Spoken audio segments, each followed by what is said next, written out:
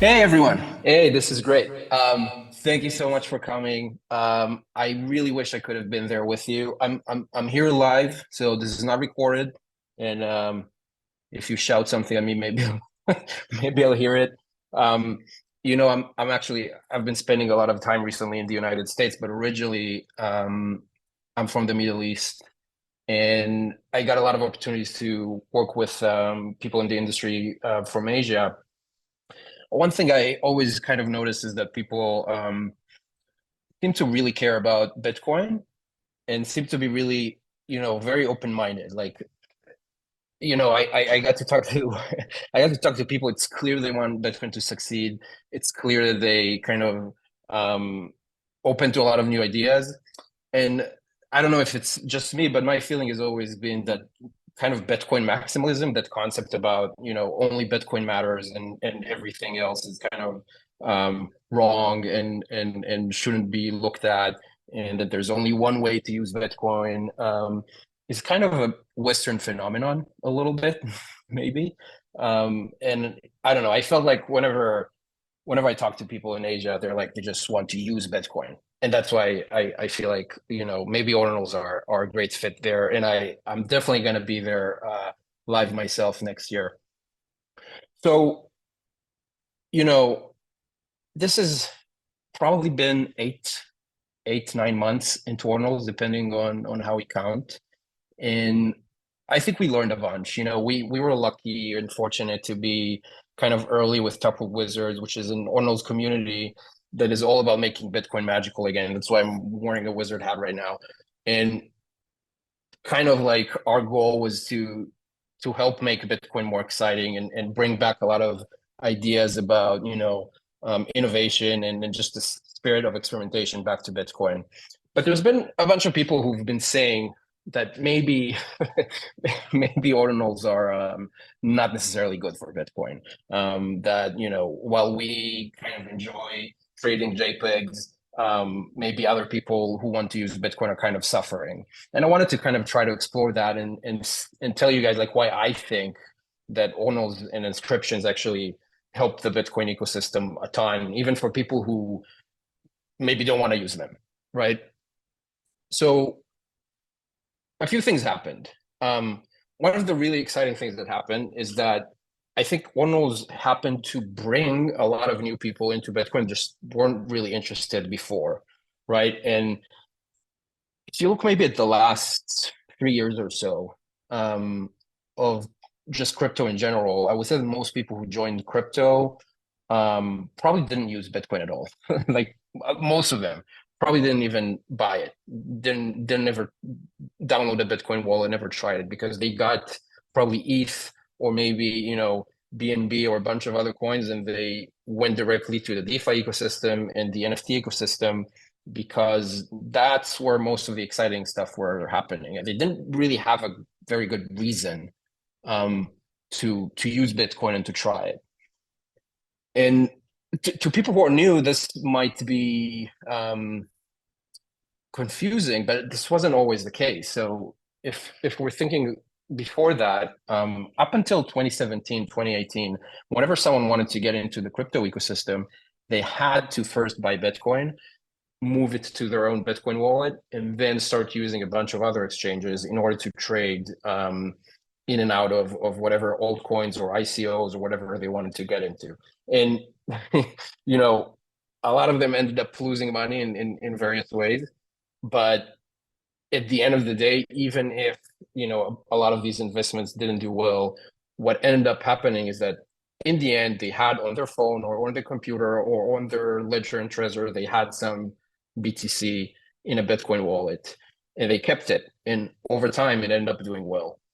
Um, and again, in the last 3 years, this barely happened at all. Like most people who kind of onboarded into the crypto ecosystem in the last few years, they downloaded MetaMask or Trust Wallet or many of the other wallets that are available. They bought maybe some ETH or other coins, and they started playing around with DeFi and NFTs, and they ended up not having Bitcoin in the end of the cycle, which I think for Bitcoin itself is not great, right? Like if you care about Bitcoin adoption, that's not ideal. But what we've seen and what we've learned is that people really want to, like they actually think that Bitcoin is great and they really want to be part of it, but they didn't have a good reason to use it. They didn't have any reason to get into it. And I think that's one of the big, really exciting things that Ordinals kind of changed in the last few months this year.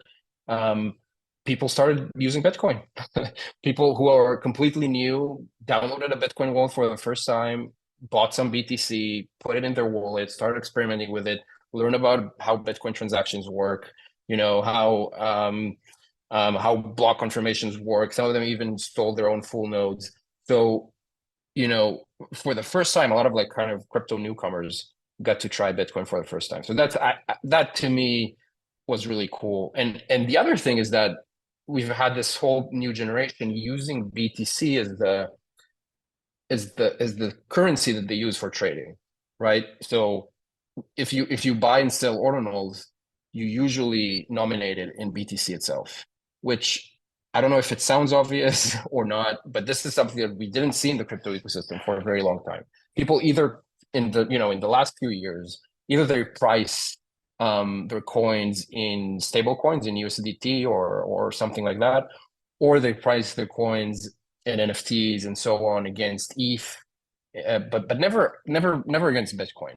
People barely think of BTC as a unit to measure actual goods. And I think that with Ordinals, that was probably the first time in many, many years that people had anything at all, that they look at the price in BTC and not in USD or in ETH.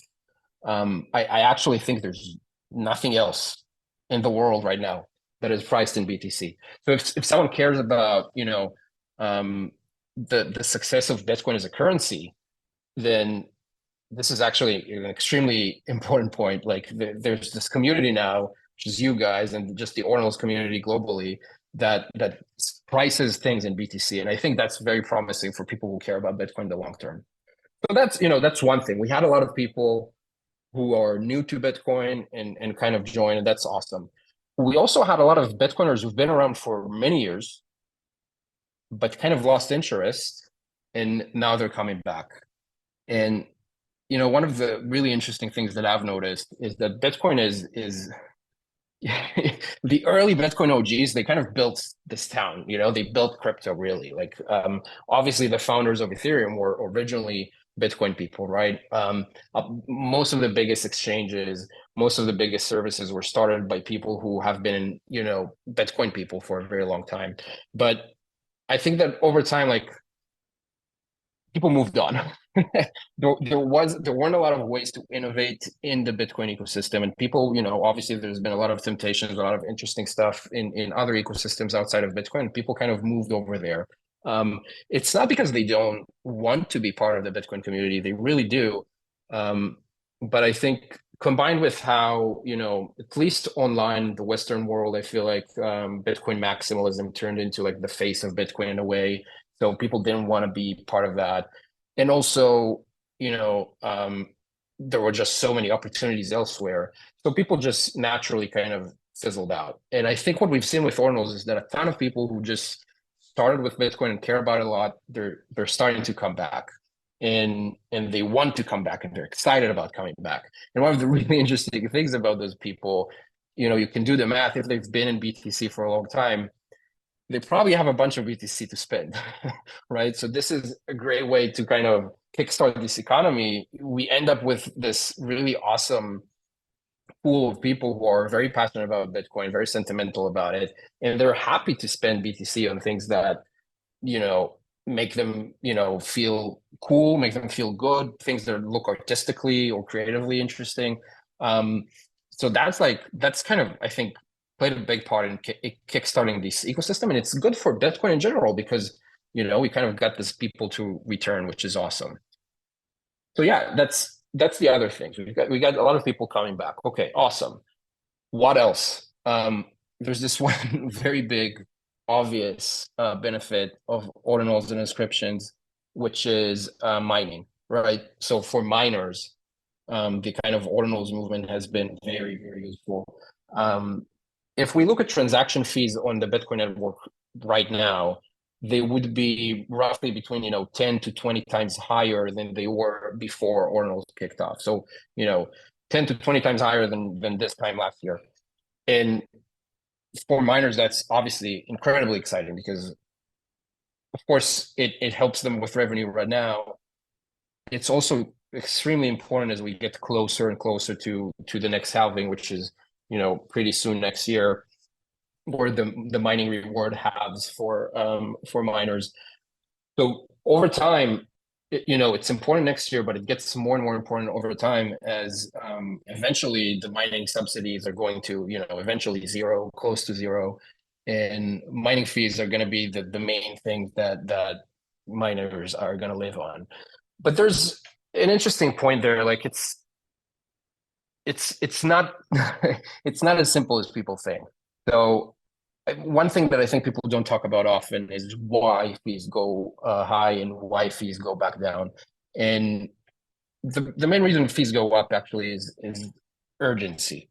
So when I say urgency, I mean when people want to get a transaction as quickly as possible into a block, that's when they tend to pay high fees. And if there are a lot of people who are trying to get the transaction into a block as quickly as possible at the same time, then fees can go up a lot. And we've seen that, earlier this year for kind of shorter, briefer periods of time. And one thing people maybe don't talk about as much is like why didn't it happen at a specific point in time, and why now fees are somewhat lower. They're still higher than before, but they're somewhat lower. Like, why does that happen? But I think there are two reasons that people were very anxious to get their transactions into blocks very, very fast. One was to try to get low inscription numbers. So, early on, people tried to get into the first 1,000 inscriptions, and then the first 10,000 inscriptions, and then the first 100,000 inscriptions, and then into the first million inscriptions. Now as we passed 30 million inscriptions, I think that the number game is kind of dying off. There's, I would expect that, there would be a race to become the 50 million inscription, and eventually there will be a race to be the 100 million inscriptions, but we're kind of running out of round numbers. So that kind of stops being a reason for people to be very urgent about transaction fees. Another reason that we've seen that people have tried to get, inscriptions done very quickly was BRC-20. So people try to get a BRC-20 mint before it gets mint out. So there's this race. Everyone's trying to mint this coin, and you want to be one of the first before it mints out. So you will up the fee so that you can get in before the rest, and that's how you see fees go up a lot. And I think if there are people who are trying to think about, it's obviously depends on what you're trying to do, but for people who are Ordinals creators or Ordinals builders and Ordinals developers, there's something to think about. Like, what do you want? Do you want fees to be low, or do you want fees to be high? And I think some creators will actually want fees to be high to kind of show excitement. Of course, miners will be happy if you do that. And if you want to do that, you need to find a way to create this kind of a race condition, find a way to get people to want to get into blocks before other people. Now, then again, if what you want is to have as many people as possible to participate, and you want fees to be low, then again, probably the design choice that you're going to want to make as a builder and as a creator is to find a way to not have this race, to not say, oh, if you're first, it's better. Just find a way to make everyone equal no matter what time they get in, and then you'll probably see fees go down. So that's something to consider if you're a builder or a creator in the mining space, but in the Ordinal space, sorry. But I think that one of the really interesting things that happen here is that we found out that block space is actually really valuable, right? People want to use block space, and they kind of couldn't before. Like, there were some limit that didn't let them use block space to the full potential, and now that they can, there's like all this booming excitement around it, and people are doing a lot of crazy things that we didn't know were possible before. So maybe that's a good sign that removing restrictions on things that people can do with Bitcoin can be a good thing, and kind of everyone ends up being happy. Okay, so it's great for miners. Who else is it great for? So it's actually great for software developers, for software engineers. who care about Bitcoin and who know a lot about Bitcoin. So there's this group of people who are, maybe Bitcoin protocol developers and protocol engineers, who have very deep knowledge about Bitcoin, but for many years they didn't have the opportunities that people had on the crypto and Ethereum side, right? Like an Ethereum developer definitely during 2021, 2022 could get very lucrative, job offers and opportunities that Bitcoin developers just didn't have. And I think that what's kind of crazy about Ordinals that is really valuable here is that a lot of the Ordinals projects are actually profitable as opposed to many Bitcoin companies and projects from the years before. So they're actually profitable. They're doing well, and profitable businesses need to hire good software engineers. And we've seen that, in the last year almost. It's been for Bitcoin developers who have an open mind, are willing to participate. They've finally gotten a ton of really cool opportunities that they wish they could have before. So for them, it's amazing if they're willing to kind of open their eyes to that. And they get to work on like really exciting stuff, like marketplaces and wallets have implemented PSBT transactions that people wanted to see in Bitcoin for a very long time, and finally there was kind of a reason to implement them. So that's really cool. That's developers. There's one more pretty important group, and that's Bitcoin users. And when I'm talking about Bitcoin users, I don't mean necessarily Ordinals users. I mean people who maybe never use Ordinals at all and they don't care about it. They're just Bitcoiners. So you might think, how could Ordinals possibly help them? But it turns out that it does. So, we mentioned before how most new crypto people in the last few years, they got into Ethereum, they got into other ecosystems. And because they went there, they ended up testing the infrastructure, and the infrastructure got better, right? Like when you get to 20 million new users using MetaMask improves. The developers find problems and they end up improving the app, and they end up improving the experience for users. And the influx of NFT users into MetaMask helped Ethereum people who don't use NFTs, right? Because the apps got better, the infrastructure got faster, the developer tools got better, so the experience got better for everyone. So that was great. And we were kind of seeing the same thing happening in the Ordinal sphere, because as we get more users, we got those 3 new wallets, more than 3 probably, but I'm thinking about, Xverse, Unisat, Hero, and there are probably others that have like this web experience very similar to MetaMask that we didn't really have before.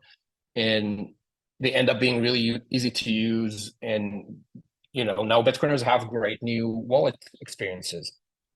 We've got exchanges that are implementing Lightning, which was, I think maybe some people didn't expect, but as the fees started to go up, exchanges realized that they need a new way to enable deposits and withdrawals, and they did that through Lightning Network. And Binance just a few months ago implemented Lightning, which was, I don't think it was on a lot of people bingo cards. It was kind of a surprise. But it's awesome. Now people who like Lightning and think that that's the way to go can use it with Binance, can use it with other exchanges. So that's awesome. One other really cool property here is that people who use Ordinals use self-custody, right? There's kind of no other way. I don't think there's anyone who's using Ordinals in someone else's custody, because those services don't exist. So it's the main or even only way to use Ordinals is through self-custody. Well, you compare it to kind of the rest of the Bitcoin ecosystem, tons of people have their BTC on third-party custodians, on exchanges, in various trusts and custodians. So the idea that the people just use it in self-custody is actually really special to Ordinals. And I think that the infrastructure of wallets and self-custody is going to improve over time. So that's like really magical and cool. Before I leave you, I'm going to talk about what I think is next. And, there's probably a bunch of things. I think the Ordinals, ecosystem is super exciting. One thing I'm really looking forward to is ways for collectors to kind of store their stuff for the long term. better long-term storage and custody solutions, which I think are going to help a lot for Bitcoiners in general. I think we're going to see a lot of communities and creators move from other chains and from other ecosystems to Ordinals. I think that they see that there's something special about it and they want to be part of it. So I think we're going to see a lot of that.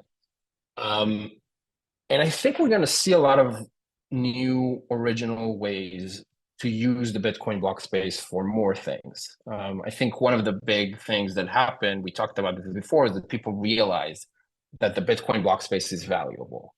And I think we're going to see a lot of people trying to use that in like kind of original and crazy things. And I hope that you guys will experiment with that a lot, because what we really need is a lot of people experimenting. Like what in my view, what Ordinals really did is they gave us the tools to experiment again.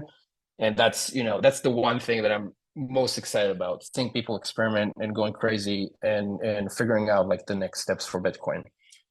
Anyways, thank you so much for listening to me ramble.